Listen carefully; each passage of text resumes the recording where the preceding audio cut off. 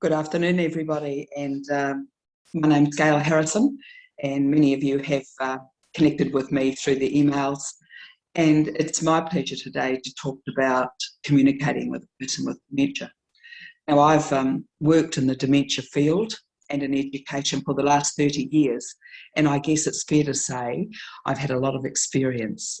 And so the purpose today really is to just review communication, and also to give you some tips and tricks that might help you, because we don't just communicate with a person with dementia, we also communicate with our staff, with the families, and so we need to be really sharp with our communication, and we can always improve. I'm just going to share my screen for a minute and bring up my slides.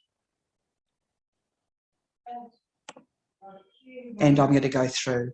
So when we go back to basics with communication, I don't know if those numbers up the top help you, 55, 38 and 7. Well, I've been teaching this for at least 20 years now. But when we look to the left, we can see that there are three key things about communication. First is our verbal expression, so the words that we say. The next is our tone of voice. Now, this is how we say things, a little bit to do with the rhythm and the pitch of our voice. And finally, body language, which is including eye contact and gait and gestures. So 55% is body language entirely. 38% is our tone of voice, how we say things. And our verbal expression actually is only 7%. So, you know, it's quite good to just think about when we are communicating that people pick up on our body language really quickly. And this includes people with dementia. As long as they can see, they often can read and interpret how we're feeling. So, you know, if you are in tricky situations, just make sure you kind of take a breath, relax your shoulders. Just try and stay calm, because that's going to help an awful lot. And again, the tone of voice, when we are under pressure, we're trying to give medication to someone who doesn't want it, it's very easy for our tone of voice to become bossy, or anxiety comes through. So just be aware that those two things together are enormous. So coming back to the good old feedback circle that we all learned in nursing school, first of all, we have the message and we send that to the other person. Now, however that person interprets it, we get a feedback loop. So the issue is often with people is that they don't understand what we're saying. And so we need to check it out. Is that what you understood? What did I just say? Because it's very easy in these days where, especially English is a second language for many people, especially our colleagues, that we need to be sure that they understand what we say. So other things to consider, this is really basic stuff, guys, I'm sure you know it, but personal space. And this has got quite a cultural variant, and I think I know that in New Zealand it is mostly your hand span away, so maybe 3 feet or 1 metre. And I think I have noticed, because I've been teaching around New Zealand, that in other places, especially less populated, it's maybe 2 hand spaces. So don't get into people's space. And especially not people with dementia. Keep back until you're invited, but always get in front of them and let them see what you're saying. The other thing we need to remember is our listening skills. Now, the thing about nurses is that we are multitaskers. While we're quickly giving medication, one ear is listening to the patient. And sometimes we're not listening carefully enough, which means we're not actively listening, and we don't pick up on those nuances of their expression or their tone, and we actually only half hear the message. So It's better to give 5 minutes active listening than trying to just race and do everything. Engagement. And again, when we're dealing particularly with older people, we've got to warm them up a bit. So, you know, if you are entering their room, don't forget to knock on the door. Let them get a look at you, smile, wave, hello, how are you? Could I speak with you? Make your face friendly. Listen. Don't just march in at people and want to get going on whatever you want to do. One of the things I've learned over 30 years is that you need to develop the rapport. So, you know, I've always told my students, ask about the weather, that they sleep. How are you feeling today? Get a little something going before you get to the purpose of what you're there for. And the other thing I've written there is culture. Just to be aware that there are cultures that we are dealing with who don't like eye contact. There are gender issues that come in also with culture. So just be aware that you know who you're dealing with. It seems easy, it's not. So when we look at communication, we've got to take some more things into consideration. And obviously, there are issues around memory loss. And particularly, fairly early in dementia, we have anomia, which is word finding. So the right word doesn't come to them. So you get a lot of that, and pointing because they can't find the noun. Expression, now depending on the type of dementia people have, sometimes they have a very, what I would call a flat affect. So you're not getting their emotional tone from what they're saying. So just be aware of that. And also they can't always tell you what's on their mind.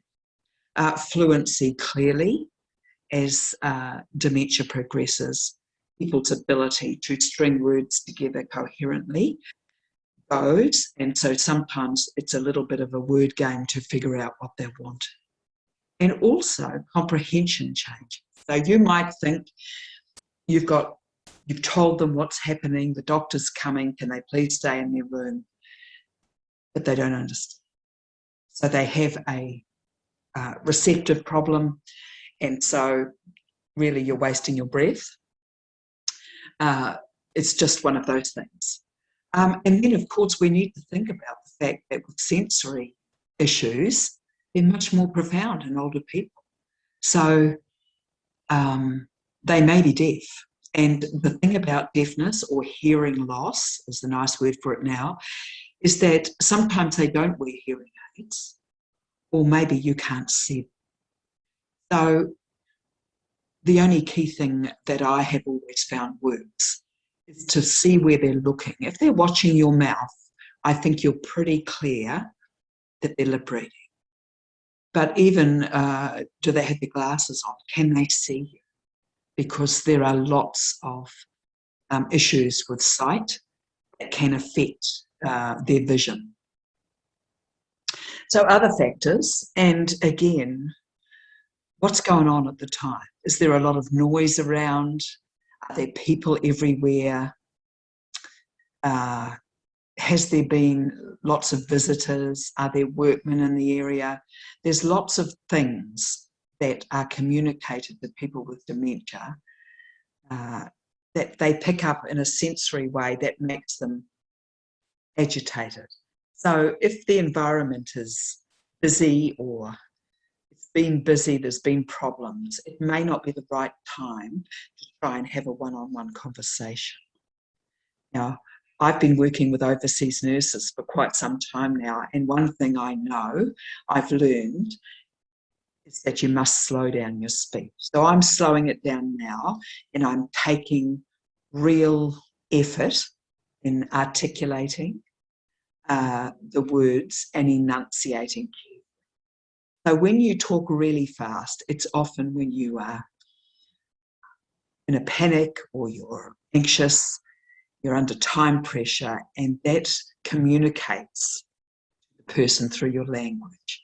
So just hold it back a little. Your accent may be affected. Be aware of that some of our older people really struggle to keep up with different accents, and so less is more. If you're stressed, it's going to communicate to the client. It's like a mirror. So it's very important when you're trying to communicate that you keep anything you're feeling about the day out of the conversation and just be in the moment with the client. How do we improve our communication? Well, I think we need to consider that's a very important part of our relationship with our clients, and that's taking the time. So that means don't get obsessed with your routine and what you're running late on, is give them that time. It shows respect to people, and that means developing the rapport, listening carefully to what they want, even if it's only for a few minutes. And I've told you again, reminding you about multitasking. One of the things about people with dementia is that they respond to your emotional tone. And as I said before, if you're angry or you're with your staff or you're upset or you're stressed or you're feeling a bit down today, that communicates to the client. But equally, when we're listening to a client, often they can't actually tell us what's wrong, but their emotional language may tell us. And that could be through their gestures, or their voice is high-pitched or crying. That's what we should focus on. One of the really big things that's important to get out of your way of communicating is correcting me. Look, if they don't know what day it is, if they've mistaken you for someone else. So just be aware that sometimes when you're correcting a person, it kind of sounds like you're the parent and they're the child. And clearly, older people are not children, and we must relate to them in an adult way. So watching your tone and your eye contact, keep watching them. Even if you're not making sense of what they're saying, sometimes you have to ask, did you actually say? So that you can clarify what the person's saying. Now, you can't do this if you're multitasking. So give them that time, watch what they're saying, watch their gestures, and try to interpret what they're saying. Don't expect too much. And the thing about dementia is one day they're fabulous, and you might think to yourself, I think maybe we've got diagnosis wrong, and the next day they're off the planet. So we need to be realistic about our client and how much we can communicate with them, and know that many factors inhibit the communication. Just remember your basics: tone of voice, the rate of your speech, your active listening, personal. And don't forget about humour, because it's my experience that many people retain their sense of humour and to weigh in to their dementia. So if you make fun of yourself or you laugh, everything lightens. And sometimes that is a great way to develop rapport. Don't forget about that. Remember, when you're dealing with your client, that's where they live, that's their home. And we are allowed to sometimes be lighthearted. Now, when it comes to communication, there are other groups, of course, that we have to deal with. And some really key things when we deal with families. Families can be challenging for lots of reasons. And we have to be really clear with our communication. One of the things that often happens, we don't realise it, but of course, most of us are shift workers, which means they may see other people on our day off. They may talk to caregivers and get mixed messages. If you're the key person in the ward, really important that you take the time to communicate clearly with the answer their question. Don't forget that the very first time we often see the families are on their, and there's a lot of emotional things happen. Maybe the patient is in aged care. Maybe the family promised them that they would never go to aged care, and suddenly they are. They're often stressed, they're often unhappy. Maybe they've just learned of the diagnosis that their person has dementia and that it won't improve. But I think you need to be soft with them, keep your tone gentle. Don't rush through all the admission process.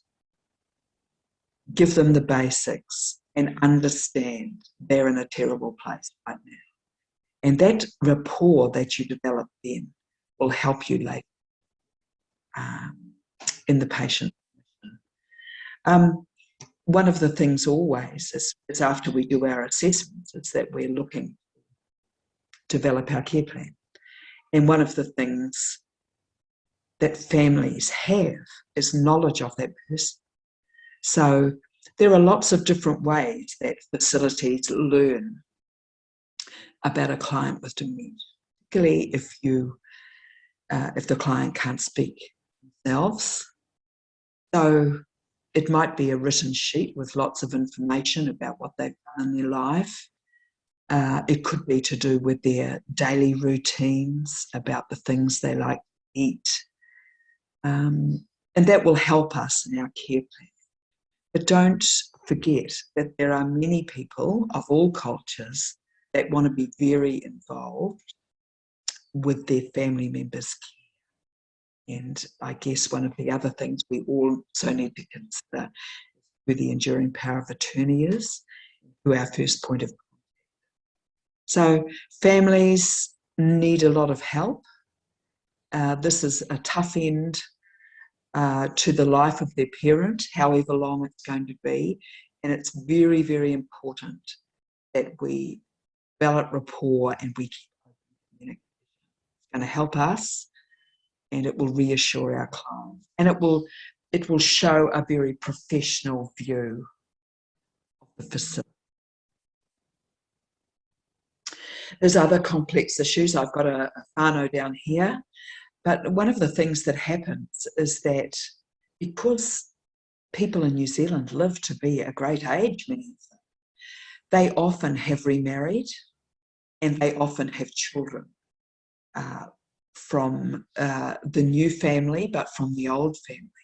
And it is just a challenge, it can be, that the families may have quite different views of what they want for their parent. And it leads to the next thing, which is it's usually done by the management at the beginning of the admission, is that establishing the person who's legally making the decision. There could be somebody that is dealing with their welfare, somebody that's dealing with their property, but the key person is the enduring power of attorney. Now, this can cause trouble with families. I've had situations where I've had people shouting at each other and having quite different views on what should be happening. And you just have to manage that really carefully. The other thing to remember is that, as I said before, that aged care is not necessarily somewhere where people would choose to end their life. And if the decision's been made that the person is home, we're often dealing with people feeling very guilty about leaving their family member in an institution. And that guilt can sometimes change into like a microscope. They're very attentive on what we're doing. They pick up mistakes if they happen. And you might get the feeling that they're complaining a lot. Again, I go back to the empathy we need to have for them and understanding, but also that we're clear in our communication, and we can reassure them that we're going to look after them carefully. And that means really communicating to your staff what you want and what they want, making sure it happens. People start to lose things, or, you know, that there are falls where you're dealing with a family. You know, you don't want complaints, and it makes it very difficult for everyone. Much better to work with them. The other thing that can happen is grief. And, you know, when your older person, your mother or father, is becoming childlike in some of their behaviour, they're much more dependent. They don't communicate anymore. There are many family members who are very, very upset at this, and you'll notice it. They may leave crying, may not visit very often. They just can't. So don't go judging other families. You don't know the dynamics of the family, what's happened in the past. Be gentle with them. Fear is another thing. And again, that could relate to the diagnosis or the sudden news that they've had that they're all going to live much longer. How's it going to happen? How will we cope? And again, some people show denial in their belief about what's going to happen, that somehow we're going to be able to rehabilitate and improve their person.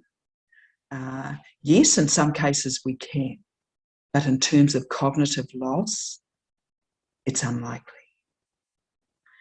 Stress, yes, because just remember that, especially the power of attorney, if their old person has lived on their own, they're suddenly coping with a lot of financial decisions. They're looking at getting rid of a lot of property, a lot of other things that you might not be aware of. And of course, if it's been a husband and wife situation, the loss of caring for the person, perhaps only being able to see them at visiting hours, being at home in an empty house, can lead to. So don't underestimate what's happening with families. And remember, you can go and talk with them if you've got good rapport. Just sit down and chat. How's it going? How are you feeling? It must be different. And listen. And remember, if there are things of concern, maybe the person says things that worry you, there is always a needs assessor or the doctor that you can talk to. The next thing is difficult, which is delivering bad news. And it's never been an easy thing to do. And again, it might be that we've noticed a decline in the person. Maybe the family lives a long way, and so we're left with ringing them or emailing. And again, it's good to give them a heads up, particularly if the doctor's been or the client's been reviewed, that their mum or dad is just slipping away in terms of what they can do for themselves. They're not eating, they're not getting out of bed much now. And if you certainly see that the person has moved into a palliative condition, it's very good to let the family know. Sometimes, of course, the family are working, they live a long way, there are people overseas, and they kind of want a specific time so that they can plan around it. It isn't always possible. So the earlier you can give the heads up, the better. And in the unlikely event that the person should pass away before they're there, again, it's a very difficult phone call. I know when I was a facility manager, I've met people at the door unaware. I've gone in with them unaware that the father had died just a few hours earlier. Be gentle with people. You don't know what the reaction's going to be. Support them. Expectations, again, I kind of talked before about when people come into care, they often have an expectation that, when the older person rings the bell, there will be someone there immediately. That everything that their family member wants will be got away. It's just not possible. And so, again, it's about unrealistic expectations without getting on the wrong side. And remember, you've got clinical leaders and managers there to support you. Open communication and empathy, I think.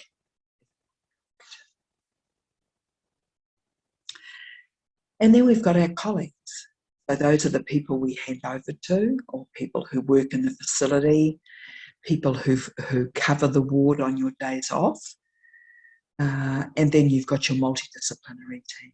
And again, these are part of our competencies, but always a challenge. So always be inclusive of your diverse team. And when we're working in aged care, there are layers upon layers of staff. There are people who work in the facility, so that might be like our household staff. It could be maintenance. You might be lucky enough to have spiritual people who come and visit. There are physios. There's the GP. There's the labs. There's the pharmacy. And then the next layer above that could be people from the DHB. It could be the wound specialist. It could be the hospice. It could be people visiting from the Parkinson's Society or something like that. We have to connect with all those people. And one of the roles of nurses in aged care is coordination.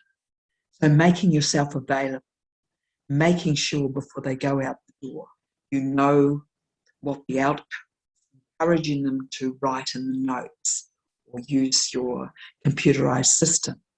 You're the person who needs to hand that information over. So communication is vital for all of this. There in your communication, what you write, what you say. And encouraging teamwork to produce quality outcomes. And this particularly is relating to your care staff, the supervision of them, the directing and delegating of them, checking what they've done, the rapport that you have, the thanking them for the work that is done. These are all vital. They're part of the leadership of a registered nurse. There's a lot to it. So particularly with your care staff, as I said, remembering your accountability and also your directing and delegating. And you need to be on the floor, that things have happened, and also that they're following up with their notes. Always be supportive, remembering that care staff have a life outside. They often have a lot of demands on them. Be supportive if you can, especially if you're short-staffed, and always give them feedback. Try and be positive. But always in the back of our mind, remembering privacy, safety, and care in mind, because these are all part of quality and what the RM is accountable for. So my final thoughts, it's not an easy role working in an aged care environment. There are lots of things that are going to stress you every day. The amount of clients that you have, particularly when you have quite a few acute, that could be just admitted, it could be very sick. And you have to learn quite quickly about delegating and about knowing your staff. Being flexible. You might start your day with a plan and suddenly it's all gone to custard because someone's on the floor. Manage your time. Don't get caught in things that you can delegate. And this gets better and better. Believe me, when you've been around a while, you get to know what you need to delegate, what you need to follow up on, what can be left for tomorrow. Ask for help if you're struggling. Your clinical leader is there, your colleagues are there. And also take care of your own health, because it is tough. You've just started in this area of nursing. Sometimes you're too busy to take your breaks. You're there way long after your shift has ended.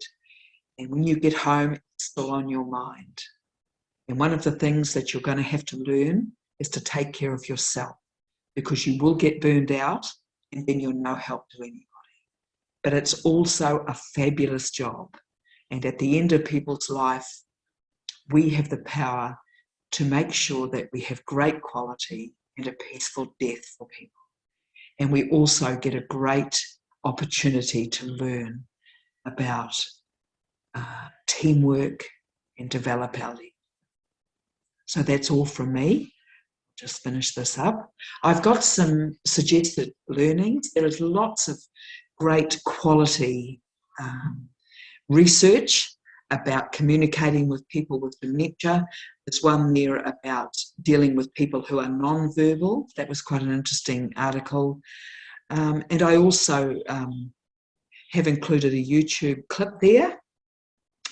And also there's another article there. So if you go looking on Google, or you can certainly look on any of the Alzheimer's Society's websites, there are lots and lots of very helpful tips about communication. So I'll just finish this now. So just to finish off, I hope I haven't given you new information. I'm really just giving you some experienced information. We can never be good enough with communication. We can always do better. And the thing about communicating with people with dementia is we have to make that good. We can't wait for them to communicate with us.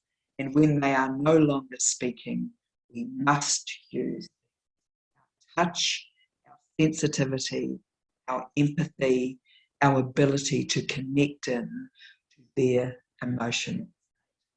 So that's all from me. I hope it's been helpful. So that's